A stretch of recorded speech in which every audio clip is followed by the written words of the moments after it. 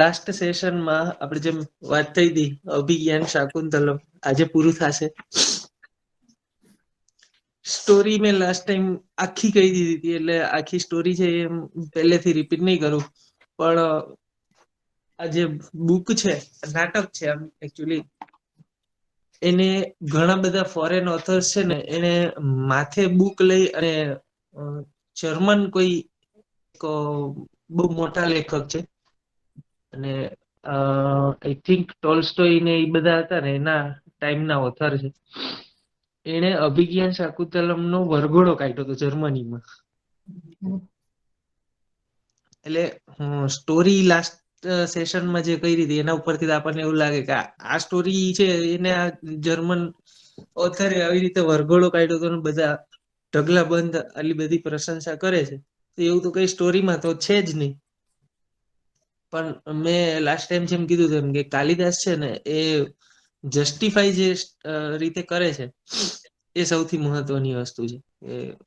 જે વસ્તુ બની ગઈ છે, ઓકે, મહાભારતનું આમ જોવા જાય ને તો આ સીડ છે, કેમ કે દુષ્યંત અને શકુંતલા બેની લવ સ્ટોરી છે ને એનો જે પુત્ર એ ભરત નામ આપે છે, પેલા બીજું કઈક નામ હોય છે, પણ એ જ ભરત જેના નામ ઉપરથી ભારત નોવેલ બને છે. જો હું નોવેલ કહું છું, જેની અંદર પેલા આમ તો છે ને શ્રી કરીને હોય છે, 100 જેવા શ્લોક હોય છે, પછી એનું થોડું ઘણું મોડિફિકેશન થઈ અને અપડેટેડ વર્ઝન બહાર આવે છે ભરત કરીને, ભારત કરીને. પાછા એમાં બીજા 1000 જેટલા શ્લોક ઉમેરાય અને મહાભારત થાય છે. મહાભારતની સ્ટોરી છે ને એનું સીડ છે.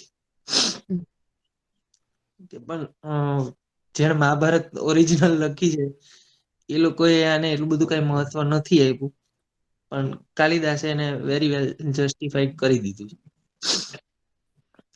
અને થોડાક એના છે ને રેફરન્સીસ અત્યારનું બોલિવૂડ છે ને આખે આખું એના ઉપર હાલે છે. ફોર એક્ઝામ્પલ, દુષ્યંત અને શકુંતલા પહેલી વખત એકબીજાને જોવે ને ત્યારે સંસ્કૃતની અંદર આંખો કી ગુસ્તાખી માફ હો હમ દિલ દે ચુકે સનમનું જે સોંગ છે ને એને મળતા શ્લોક આવે છે એક્ઝેક્ટ, માનો જાણે સંજય લીલા ભંસાલી આમાંથી હિન્દી ટ્રાન્સલેટ કરાવીને આખું સોંગ બનાવ્યું હોય એવું લાગે.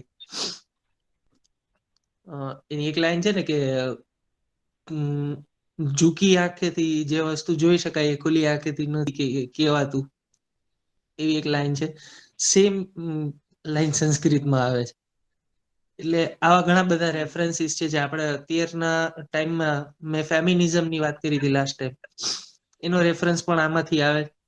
પછી બીજું લિંકિંગ છે ને એ આપણા સોંગ્સ, ઓલમોસ્ટ બધા સોંગ છે ને એને તમે આની સાથે ટાઈપ કરી શકો કે આનું મેઇન સોર્સ છે ને એ અભિજ્ઞાન શાકુંતલમ હશે એમ કરીને. ઓલમોસ્ટ બધા સોંગ, એમાં કોઈ બાકી નથી રહેતું. એટલે જે વસ્તુ આપણે વારે ઘડીએ આવે છે કે દીકરી તો પારકી થાપણ કહેવાય, આવી ઘણી બધી કહેવત છે, હું અડધી તો ભૂલી ગયો, પણ આ સેન્ટેન્સ છે ને એ આખે આખું બેઠે બેઠું કાલિદાસ છે એ કણવ ઋષિ પાસે બોલાવડાવે છે જયારે એની દીકરીનો વિદાય કરાવે ને ત્યારે. હવે આપણે જસ્ટિફિકેશન ઉપર આવીએ ધીમે ધીમે. તો સ્ટાર્ટિંગમાં એવું છે કે દુષ્યંત રાજા છે ને એ શિકાર કરવા માટે જંગલમાં નીકળ્યો હોય ને એને એક સરસ મજાનું હરણ દેખાય. અચ્છા, સંસ્કૃત નાટકો છે ને એની એક ખાસિયત છે કે જે મેઇન પાત્ર હોય ને એની સાથે એક વિદૂષક હોય. વિદૂષક એટલે એવું માનીએ કે જોકર, જે હસાવવાનું કામ કરે, પણ સંસ્કૃત નાટકમાં જે ભરત મુનિએ નાટ્ય શાસ્ત્ર લખ્યું છે ને એમાં વિદૂષકનું ડેફિનેશન એવી રીતે આપ્યું છે કે જે મેઇન પાત્ર છે ને એનો જે મુખ્ય સલાહકાર હોય એની વાત છે એ ટાળી જ ના શકાય, માનવી જ પડે, એને વિદૂષક કહેવાય. અને એ હંમેશા જે વસ્તુ સાચી હોય ને એ કે, અને ફની વેમાં થોડીક વાત કરે એટલે એને વિદૂષક આપણે જોકર બનાવી દીધો. ધીમે ધીમે રંગલો રંગલી થઈ ગયા એમાં. એટલે વિદૂષક સાથે હોય રાજાની અને હરણ દેખાય અને શિકાર કરવા નીકળો ત્યારે બહુ સરસ મજાનું હરણ દેખાઈ જાય. એટલે રાજા જેવું બાણ ચડાવે એવું વિદૂષક બોલે છે કે ભાઈ ઉભો રે, આપણે અત્યારે છે ને કણવ ઋષિના આશ્રમની બોર્ડરમાં છીએ. એટલે અહીંયા જે કઈ પણ હરણ હોય ને એ આશ્રમના હરણ હોય, અને આશ્રમનું હરણ છે એનો શિકાર આપણાથી ના થાય. એની પ્રોપર્ટી કહેવાય. ટૂંકમાં આ જંગલમાંથી આવતું અને આપણી હદમાં નથી આવતું, એટલે એને છોડી મૂકે છે. જેવું ઈ બાણ મૂકી અને પાછળ તીર મૂકી દે છે, એટલે એનો વિદૂષક છે એને શાબાશી આપે અને હવામાંથી કણવ ઋષિ પ્રગટ થાય. જંગલમાં ક્યાંક છુપાયેલા હશે. એટલે આવી અને દુષ્યંત રાજાને આશીર્વાદ આપે, વરદાન આપે કે તું ચક્રવર્તી પુત્રનો પિતા બનીશ. હવે આ વસ્તુ થાય ને ત્યારે વિદૂષક ધીમેકથી બોલી જાય છે કે બે બે પત્ની તો છે, એ કઈ હજી સુધી તો પુત્ર થયો નથી, નથી પુત્રી થઈ, અને આ તો ચક્રવર્તીની વાત શું કરવાનું કરે તું? એમ ધીમેકથી બોલી જાય છે, કોઈને ખબર ના પડે ને એવી રીતે. અને વ્યંગમાં કહે છે કે બે બે પત્ની છે તો એ કઈ હજી સંતાન નથી થયું, આટલા વર્ષો થઈ ગયા, ચક્રવર્તીને ક્યાં વાત કરવી. એટલે આ બધું પતે પછી આગળ જાય એટલે એને મંડપ દેખાય છે નદીના કાંઠે. લતા મંડપ, લતા મંડપ એટલે વાસના છે ને ઓલા થાંભલા આપણે જેવા બનાવીએ, પણ મંડપનું જે ઉપરનો ભાગ છે એ વેલાથી બનાવે. નાગરવેલની કે એવી કોઈ પણ જાતની વેલ હોય, ને વરસાદ કેવું આવે ત્યારે નીચે રહી શકાય એવો મંડપ. ન્યા બે તપસ્વી હોય. તપસ્વી એટલે યંગ છે બે, અને એ પોતે શકુંતલા, અને એની સાથે એની સખી એટલે એ બીજી વિદૂષક થઈ. જો બે મેઈન પાત્ર આવ્યા એટલે એના બે વિદૂષક થઈ ગયા. એ બેઠા હોય અને દુષ્યંતને જોઈ એટલે ઓલીને એમ થાય કે હું તો તપસ્વી છું, તો મને કેમ આમ એવું લાગે છે કે મારા રાજાની સાથે લગ્ન કરવા જોઈએ. સીધું જ લગ્નની જ વાત. અને દુષ્યંત છે એ આગેથી જોઈ ને એમ એને એવું થઈ જાય કે આ તો તપસ્વી છે, તો મારા મનમાં કેમ આવા ભાવ ઉત્પન્ન થાય. તપસ્વી હોય તો એને દેવી તરીકે મારે પૂજવી જોઈએ, એની બદલે મારા મનમાં તો કંઈક અલગ જ વિચાર આવે છે. એટલે વિદૂષકને વાત કરે કે તું તપાસ તો કર આ કોણ છે. વિદૂષક ન્યા જઈ અને તપાસ કરીને પાછો આવે ત્યારે એને વાત કરે છે કે આ બે તપસ્વી છે ને એમાંથી ખરેખર એક તપસ્વી છે જ નહીં. એક અપ્સરા છે મેનકા, મેનકાની પુત્રી શકુંતલા બેઠી છે. એટલે એને કણવ ઋષિને ઉછેરવા માટે થઈને આપેલી હોય છે એના આશ્રમમાં. એટલે ટેકનિકલી અપ્સરાની પુત્રી છે. એટલે દુષ્યંતને હવે એવું થયું કે તો હું એની સાથે લગ્ન કરી શકું, તપસ્વી હોય તો ના કરી શકાય. આ તો અપ્સરાની પુત્રી છે એટલે એ કઈ તપસ્વી ના કહેવાય. એટલે એ સીધે સીધો કોન્ટેક્ટ કરે. અને પછી મેં કીધું એમ આખે આખું એક ચેપ્ટર આવે નાટકની અંદર જે અંક હોય ને એવો એક આખે આખો અંક બીજા નંબરનો અંક છે. આ બે જણાના ખાલી સામસામે જોવાની જ વાત છે. કોઈ જ ડાયલોગ નથી, કઈ જ નથી, બે એકબીજાની સામે જોવે અને આજુબાજુનું વર્ણન લખે છે. કાલિદાસ આટલું જ છે. અને આમાંથીને જ સૌથી વધારે સોંગ્સ છે ને એ નીકળ્યા છે હિન્દીમાં. ઢગલાબંધ રેફરન્સ લઈને. એટલે આ બધું પૂરું થાય પછી દુષ્યંતને પાછું રાજમહેલમાં જવાનો ટાઈમ થાય છે. બે લગ્ન કરી દીધા છે બે જણાએ. અને દુષ્યંત રિટર્ન થાય એના રાજમહેલમાં જવા ત્યારે શકુંતલાને મૂકતો જાય છે અને કણવ ઋષિને કહે છે કે હું અત્યારે જાઉં છું, પણ હું શકુંતલાને લેવા પાછો આવીશ અથવા તેને લેવા કોકને મોકલીશ. એટલે આટલું કઈ અને જેવો જાતો હોય ત્યારે એક બહુ મોટું લેક્ચર છે કણવ ઋષિ દુષ્યંત રાજાને આપતા જાય. બહુ મોટું લેક્ચર આપે. અને એમાં આખે આખું અત્યારનું આપણું ફેમિનિઝમ છે ને એ સપ્રેસ થઈ જાય ને એ લેવલના એને ડાયલોગ્સ છે. આપડે અત્યારે એમ કઈ કે ફેમિનિઝમ જેવું તો કઈ છે જ નહીં. આ લખીને વહી ગયા ને એ જ હતા. અને કદાચ હિસ્ટ્રીમાં પેલી વખત હશે આવું લિટરેચરમાં કે કોઈ સસરા એ આપી. દીકરીને તો આપતા હોય વિદાય વખતે, ઓકે, વિદાય તો હજી થઈ નથી, પણ એનો જે જમાઈ છે દુષ્યંત રાજા, એને સલાહ આપે છે કે તારે આટલું આટલું આટલું કરતું રહેવાનું છે, અને મારી દીકરીની આવે પછી શું કરવાનું છે, બધી વસ્તુ કે. એટલે આવો પ્રસંગ છે ને હજી સુધી કોઈ જગ્યાએ વર્ચ્યુઅલી તો નથી જ, એમ લિટરેચરમાં તો નથી જ. એટલે આ બધું પૂરું થાય પછી જતી વખતે જે શકુંતલાની સખી, એની જે બેનપણી હતી ને, એને દુષ્યંત રાજા એક રિંગ આપતો જાય. જસ્ટ એમ જ, શું કામ એક કઈ ખુલાસો કરતા જ નથી, એક રિંગ એમ જ આપી દીધી ગિફ્ટમાં કે આ લે તારી, અને નીકળી જાય છે. પછી ટાઈમ જેમ જેમ જાતો જાય એમ શકુંતલા છે એ પ્રેગ્નેન્ટ થાય. એટલે પછી કણવ ઋષિ છે એને કહે છે કે દુષ્યંત તો હજી આવ્યો નહીં, પણ હવે આ સ્થિતિ ઉપર કે હું તને આશ્રમમાં તો ના રાખી શકું ને મારાથી હચવાય નહીં, એટલે તું તારા ઘરે પહોંચી જાય એ સારું. આમાં એ વાક્ય આવે છે, દીકરી તો પારકી થા પણ કહેવાય. અને વિદાયનો પ્રસંગ આવે છે, બહુ બહુ જોરદાર વિદાયનો પ્રસંગ છે. આપણે જે મેરેજની વિદાય થતી હોય એના કરતા આમ ગળે ડૂમું ભરાઈ જાય એવું થાય. એમાં એવું લખે કે જંગલના હરણ, વૃક્ષો, બધા પ્રાણીઓ, ઝાડવા છે ને બધા પીળા પડી ગયા, પત્તા પીળા થઈ ગયા છે, કેમ કે એ લોકોને જેટલું પાણી આપો ને એ પીતા જ નથી. વૃક્ષોની વાત છે. પછી પ્રાણીઓ છે એ બધા ગુમસુમ થઈ અને રસ્તા ઉપર બેઠા છે, કઈ ખાતા નથી, કઈ પીતા નથી. સિંહની સામે હરણના ટોળે ટોળા છે, તો એ શિકાર કરવાનું એને મન નથી થતું. કીડી, મકોડા અને બીજા બધા જે નાના મોટા ઓલા જીવડા હોય એ બધા જમીનની અંદર બેઠા છે, કોઈ બહાર આવવા તૈયાર નથી. આવો પ્રસંગ.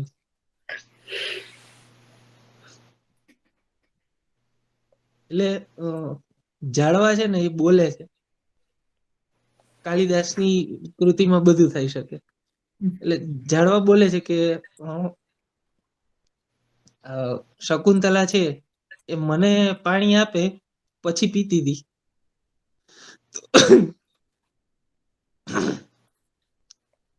તો મને પાણી આપીને પછી એ પીતી હતી, હવે એ જાય તો અમારું શું થશે?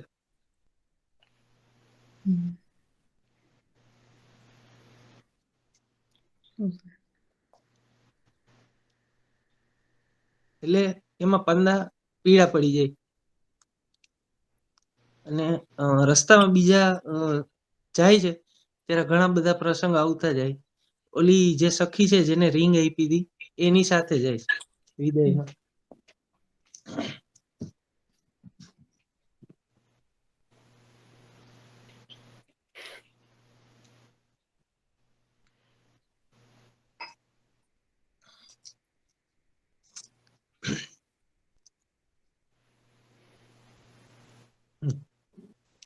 એટલે જાતા જતા રસ્તામાં બીજા ઘણા બધા પ્રાણીઓ મળે, ઘણા બધા વ્યક્તિઓ મળે, એની સાથે કંઈક ને કંઈક આવા સંવાદ થતા રહીએ અને રાજમહેલ સુધી પહોંચે છે.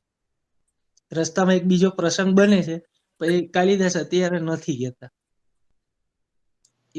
પોતે જ નથી લખેલું જ નથી. રાજમહેલમાં પહોંચી ગયા એટલે રસ્તામાં છે ને એક વસ્તુ રહી ગઈ, દુર્વાસા વાળો પ્રસંગ રહી ગયો.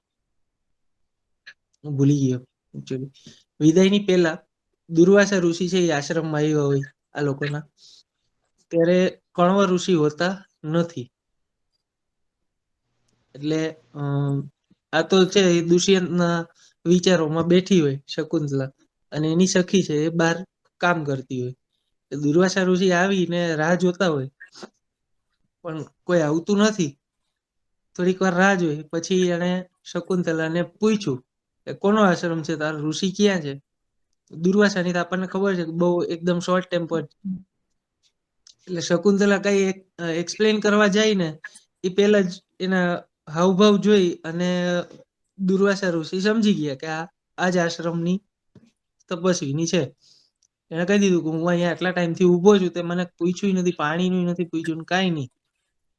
હું તને શ્રાપ આપું છું કે તું જેના વિચારમાં બેઠી છો એ તને ભૂલી જશે, તને ઓળખી નહીં શકે તું સામે આવીશ તો.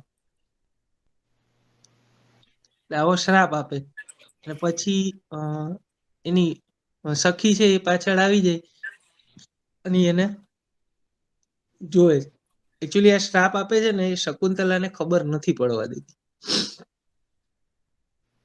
એની સખી છે ને એને શ્રાપ આપે છે. શકુંતલાને ખબર જ નથી કે આવો દુર્વાસાએ શ્રાપ આપી દીધો. એટલે સખી પછી એને વિનંતી કરે છે અને બહુ મનાવે છે. એટલે દુર્વાસા ઋષિ એવું કે એ જેની રાહ જોઈને બેઠી છે એની કોઈ એક વસ્તુ તું એને સામે આપીશ ને, કોઈ એની વીટી, તો એને યાદ આવી જશે. એટલે સખી પાસે એની વીટી હતી ને એ યાદ આવી. આ વસ્તુ અહીંયા જસ્ટિફાઈ થઈ કે એને વીટી શું કામ આપી હતી. જે તે વખતે એને ખુલાસો નહોતો કરેલો. એટલે વિદાય વખતે આ સખી છે એ રિંગ લઈને પાછી હજી એના પાસે જ છે. એને શકુંતલાને આપી નથી. એની સખી પાસે જ છે. નથી એને શ્રાપની ખબર કે નથી રિંગની ખબર શકુંતલાને. અને રાજમહેલ સુધી પહોંચી ગયા. એટલે રાજાએ તો ના પાડી દીધી કે ભાઈ તું કોણ છે. એટલે એને ઈગો નથી, પણ દુષ્યંતને કેવું છે કે કોઈ અજાણી સ્ત્રી છે, મારી પાસે ઓલરેડી 2 પત્ની છે, તો હું બીજી કોઈ એમને સ્ત્રી આવે તો એને હું એવું કેમ કહી શકું કે તું મારી પત્ની છે. અને પાછી એ પ્રેગ્નેન્ટ છે.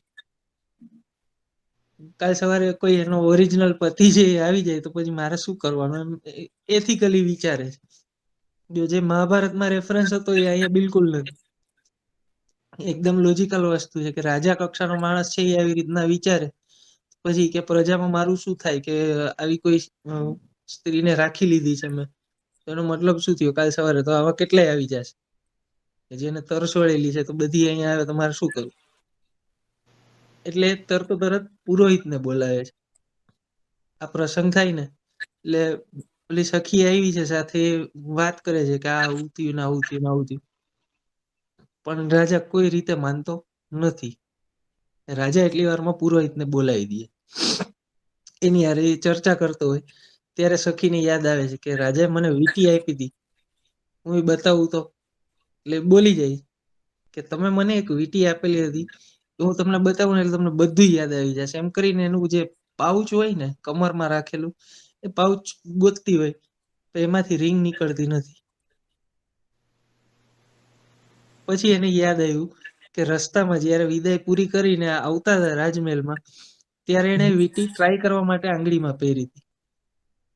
અને દુષ્યંતે પોતાની રિંગ કાઢીને આપી હતી, એનું માપ છે એ સેજ મોટું હોય એટલે શકુંતલાની ન થાય અને આનેય ન થાય, પણ કે મને કેવી લાગે એમ કરીને એને પહેરી હતી. અને પછી રસ્તામાં પાણી પીવા માટે નદી પાસે ઉભા હતા, ત્યાં નદીમાં હાથ ધોવા માટે આમ કર્યું ને એમાં રિંગ નીકળી ગઈ. એટલે રાજા એ બેયને ત્યાંથી કાઢી મૂકે છે કે તમે તો ખોટા છો, તારી પાસે કોઈ રિંગે નથી. પછી પુરોહિત એને સલાહ આપે છે કે એક કામ કરો કે થોડાક દિવસ છે ને એને આપણા ગેસ્ટ હાઉસમાં રાખો. Guest house in the sense કે રાજમહેલ છે ને એની અંદર જો બ્રાહ્મણો આવતા હોય, તપસ્વીઓ આવતા હોય તો એની અલગ જગ્યા હોય. એને જનરલ લોકોને જેમ રાખતા હોય એવી રીતે ગેસ્ટ હાઉસમાં ના રાખી શકે, એનું અલગ હોય. યજ્ઞ ને એવું બધું હાલતું હોય એની જગ્યાએ. એટલે શકુંતલા ને એની સખીને યજ્ઞશાળામાં રાખે છે. ત્યાં કોઈ યજ્ઞ હાલતો હોય કે આ યજ્ઞ પૂરો થાય ને ત્યાં સુધી તમે અહીંયા રોકાવ, પછી નીકળી જજો. તમારે ખાવા પીવાની વ્યવસ્થા કે હું બધી કરી દઈશ. અને કદાચ તમારી પાસે ઘર ના હોય તો આની પ્રેગ્નેન્ટ છે તો જ્યાં સુધી ડિલિવરી ના થાય ત્યાં સુધી બધું ધ્યાન કે સરકાર રાખશે, તમે તમારે યજ્ઞશાળામાં રહ્યો. આવી વાત કરે. શકુંતલા ની યજ્ઞશાળામાં રહે છે 2-3 દિવસ. પછી એની સખી નીકળી જાય છે કે તું તો હવે અહીંયા રહી ગઈ, હવે અહીંયા જ રહેજે, મારે હું નીકળું. એટલે એની સખી ગઈ, શકુંતલા એકલી. પછી એને 1-2 દિવસમાં એવું થાય છે કે મારે અહીંયા શું કરવાનું, રહેવું જોઈએ. એટલે એ નીકળી ગઈ જંગલમાં.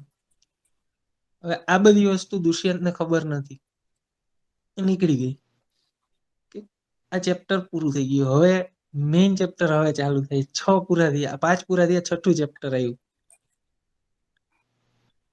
હવે શું થાય કે વિદૂષક છે ને ઈ બજારમાં ફરતો હોય ત્યારે એ જોવે છે કે 3-4 સૈનિકો છે, એક માછીમારને ફેરવી ફેરવીને મારતા હોય જોરદાર. અને માછીમાર એમ કહે કે મારી વાત તો સાંભળો, વાત તો સાંભળો. એટલે અ, વિદૂષક છે ઈ એને પૂછવા જાય છે કે તમે આને કેમ મારો છો? એની વાત તો સાંભળો પહેલા. માછીમારને ઊભો કરી અને પૂછે છે કે તને કેમ મારે? તો કે હું છે ને માછીમાર છું સાદો. નદીમાં અ, રોહિત નામની માછલી હશે, આપણે રોહુ કે કહીએ એ ટાઈપમાં રોહિત હશે એમ માની લઈએ. તો એ માછલી હું પકડીને લઈ આવ્યો હતો ને એમાંથી એકના પેટમાંથી મને અ, વીંટી મળી. કે હું માછલા પકડું છું એમાંથી મને, હું ઘર માટે એક લઈ ગયો હતો માછલી. મારી પત્નીને કીધું હતું કે આજ તો આપણે સરસ મજાની ખાઈ છે, મોટી મળી છે. તો ઈ જ્યારે કાપતી હતી ત્યારે અંદરથી વીંટી મળી. વીંટી જોઈને મને એવું લાગ્યું કે આ રાજાની છે. હું દેવા માટે રાજમહેલમાં આવ્યો તો આ દરવાન લોકો છે ને ઈ મને કે મારે છે કે તે ચોરી કરી. એટલે વિદૂષક છે એ માછીમારને છોડાવી વીંટી લઈ અને રાજમહેલમાં જાય છે દુષ્યંત પાસે. અને દુષ્યંતને ઈ વીંટી બતાવે છે કે આ માછલીની અંદરથી વીંટી નીકળી. અને દુષ્યંતને સડનલી બધી વસ્તુ યાદ આવી જાય કે શકુંતલા પાસે ગયો તો એનો અહીંયા આવી હતી, બધી વસ્તુ યાદ આવી ગઈ. અને વિદૂષકને કહે છે કે યજ્ઞશાળામાંથી શકુંતલાને બોલાવી લાવ. યજ્ઞશાળામાં શકુંતલા હોતી નથી. એટલે બધા લોકોને ગોતવામાં લગાડી દે, સૈનિકોને ને બધાને. ત્યાં સ્વર્ગમાંથી ફરમાન આવે દુષ્યંત માટે. ઇન્દ્રએ મોકલેલું છે કે ઇન્દ્ર ઉપર, સ્વર્ગ ઉપર અસુરોએ આક્રમણ કરી દીધું છે. એટલે તમારે ઇન્દ્રલોકને બચાવવા માટે, સ્વર્ગને બચાવવા માટે આવવું પડશે. એટલે દુષ્યંત રાજાને સ્વર્ગમાં બોલાવે છે ઇન્દ્ર. 2 કે 3 જ વ્યક્તિ એવી છે આપણે માઇથોલોજીમાં કે જે જીવતે જીવતા સ્વર્ગમાં જઈને પાછી આવી છે. એમાંનો એક દુષ્યંત. એટલે દુષ્યંત જાય અને સ્વર્ગ છોડાઈ આવે છે, ઇન્દ્રની હેલ્પ કરી આવે. અને પાછો રિટર્ન આવતો હોય ત્યારે સ્વર્ગ અને ધરતી બેયની જ્યાં બોર્ડર આવે ને ત્યાં મારીચ ઋષિનો આશ્રમ હોય છે. એટલે અહીંયા એ થોડીક વાર માટે આરામ કરવા માટે બેઠો હોય અને અચાનક એને દેખાય કે એક છોકરું છે નાનું. સિંહનું મોઢું ખોલી અને આમ હાથ પકડીને કહે છે કે તારું મોઢું હરખાય ખોલ, મારે તારા દાંત ગણવા છે. એટલે એને 2 પત્ની હતી, એકેય સંતાન હતું નહીં. એટલે એના આમ અંદરથી એવું થયું કે લાવ ને થોડીક વાર છોકરાને રમાડું. એટલે ઈ જોતો હતો અને આ સિંહની હારે રમતો હતો એટલે એને એમ થયું કે આ તો આવો તો કેવો છોકરો, સામાન્ય પુરુષ તો હોય નહીં. એટલે થોડુંક એની સાથે રમતો હોય ત્યાં આયા રાખેલી હોય ને છોકરાની, એ આવે છે. અને આ ભાઈને પૂછે કે તું કોણ છો ને કેમ અહીંયા આવી ગયો ને એવી રીતે વાત કરે. એટલે ઓલા સિંહથી છોડાવી દઈએ. આ વાક્ય છે ને એ સંસ્કૃતમાં જોરદાર છે, ટ્રાન્સલેશનમાં મને ક્યાંય નથી મળ્યું. કે એની આયા છે ને એ છોકરાને એમ કહે છે કે સિંહનું બચ્ચું છે એ બિચારું ક્યારનું દુખી થાય, તું એને શું કરવાને હેરાન કરે છે, એને છોડી દે. સિંહનું બચ્ચું અને આ નાનું છોકરું એટલે બહુ જોરદાર વસ્તુ કહેવાય. એને એવું કહે છે કે તું બિચારા સિંહના છોકરાને મૂકી દે, હમણાં શિયાળ આવશે ને તો રોશે, એમ આવું કહેવા માંગે. એટલે એના પાસેથી બાળકને છોડાવી અને અંદર લઈ જાય. અને આણે વાત કરી હતી કે હું આવી રીતે રાજા છું, નામ નથી ખોલતો કે હું કોણ છું એમ, પણ કે હું સ્વર્ગ લોકમાં ગયો તો ઇન્દ્રની મદદ કરવા અને હવે પાછો ફરું છું તો અહીંયા થોડીક વાર આરામ કરું. એટલે એને આશ્રમમાં લઈ જાય છે અંદર. ત્યાં શકુંતલા અંદર બેઠી હોય છે એટલે એને ખબર નથી બહાર કોણ આવ્યું છે. આણે વાત કરી કે બહાર એક રાજા આવ્યો છે સ્વર્ગલોકમાંથી, તે આવ્યો હશે કઈ વાંધો નહીં, એને ચા પાણી જે કરવું હોય એ કરાવી દે અને જવા દયો. એટલી વારમાં જે ઓલી આયા છે ને એ પાછી આવી અને કઈક નીચે નીચે ગોતતી હોય છે, જમીન ઉપર કઈક પડ્યું હોય ને એવી રીતે. એટલે થોડીક વાર થઈ ને પછી દુષ્યંતને એમ થયું કે લાવ ને આની હેલ્પ કરું. એટલે પૂછે કે શું, તે કઈ વસ્તુ જોઈએ છે, એમ તો આવું કે ગોતે જ કઈ પડી ગયું. એટલે કે ઓલું છોકરો છે ને એ જયારે સિંહ સાથે રમતો હતો ને ત્યારે એના હાથમાં એક રક્ષા કવચ બાંધેલો હતો, દોરો બાંધેલો હતો. એ ક્યાંક પડી ગયો છે, એ મળતો નથી. એટલે ઈ ગોતું. એટલે દુષ્યંત જે ઈ બેઠો હોય એના પગ પાસે જે દોરો પડેલો હોય એ ઉપાડીને તરત પૂછે કે આ? એટલે ઓલી લેવાની બદલે સીધી ભાગીને અંદર જાય શકુંતલા પાસે કે રાજા આવ્યો છે, એને તો આ છોકરાની રક્ષા છે એ ઉપાડી લીધી. એટલે આમાં કઈ નવાઈ વસ્તુ કઈ નથી, પણ એનું રહસ્ય પછી ખુલે કે શકુંતલા એમ કે તો કણવા ઋષિએ આપણને મૂરખ બનાવ્યો. મૂરખ કેવી રીતે? તો કે જ્યારે શકુંતલા પાછી વહી ગઈ હતી અને આ ઋષિ એના આશ્રમમાં આવી, મારી જ ઋષિના આશ્રમમાં, ત્યારે એને એક રક્ષા બાંધી દીધી હતી છોકરાને. અને ત્યારે એવું કીધું હતું કે આ દોરો છે ને એને કાં તો આ પુત્ર પોતે, છોકરો પોતે, અથવા એના મમ્મી પપ્પા, બાયોલોજીકલ મધર અને ફાધર, એના સિવાય કોઈ અડશે ને તો આ સૂત્ર, આ દોરો છે ને એ સાપ બની જશે અને એને મારી નાખશે. એટલે ઓલી આયા છે એને તો એવી બીક લાગી કે આ રાજા હમણાં મરી જશે, એમ કરીને અંદર ગઈ. અને શકુંતલા બહાર આવી અને જોવે તો એના હાથમાં હજી દોરો એમનેમ જ છે. અને પછી એ હજી વિચારે કઈ, ત્યાં ઇન્દ્રલોકમાંથી એક માણસ આવે, દૂત આવે, અને આખી સ્ટોરી શકુંતલાને કે તારી જયારે વિદાય થવાની હતી એની પેલા જે દુર્વાસા ઋષિ આવ્યા હતા એને શ્રાપ આપ્યો હતો આવી રીતનો, પછી તારી સખીને વીંટી આપી હતી કે આ યાદ આવશે એવી રીતે.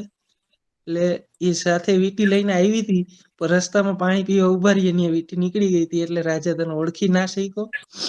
અને પછી રાજાને યાદ આવ્યું ત્યારે રાજા સ્વર્ગમાં હતો અને આ પુત્ર છે એ તમારા બેયનો જ પુત્ર. પછી દુષ્યંત માફી માંગે છે અને સામે શકુંતલા માફી માંગે છે, મેં તમને કેટલું બધું કહી દીધું એમ કરીને. ને જે છોકરો છે ને એનું નામ હું ભૂલી ગયો, કઈક બીજું રાખેલું હતું, પણ આ જે સ્વર્ગમાંથી દૂત આવ્યો એ આવે અને મારી જ ઋષિ આવે. મારી જ ઋષિ છે એને કહે છે દુષ્યંતને કે તારા પુત્રનું નામ આ નથી, ભરત રાખ. અને ભરત છે એ હવે આખો દેશ બનાવે છે, ભારત. વાહ, મજા આવી ગઈ.